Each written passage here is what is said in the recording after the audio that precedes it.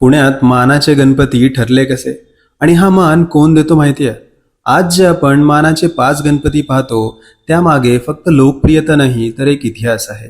1893 मध्ये बाळ गंगाधर टिळक यांनी सार्वजनिक गणेश उत्सवाला मोठ्या प्रमाणात सुरुवात केली होती.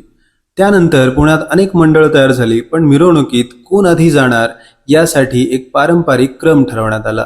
सर्वात पहिला मान मिळाला कसबा गणपतीला, कारण हा पुण्याचा ग्रामदैवत मानला जातो आणि त्याचा इतिहास जिजाबाई यांच्या काळाशी जोडला जातो.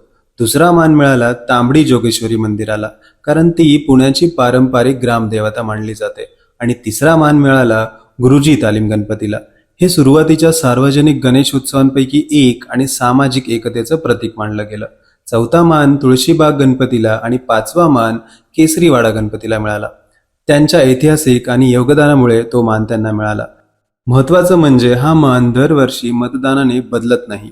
ही ऐतिहासिक परंपरा आहे आणि विसर्जनाच्या मिरवणुकीत आजही तोच क्रम पाळला जातो. म्हणजेच मानाचे गणपती हे मोठे आहेत म्हणून नाही, तर इतिहासामुळे त्यांना हा मान मिळाला. सो अशाच माहितीसाठी मंथन कट्टाला नक्की फॉलो करा.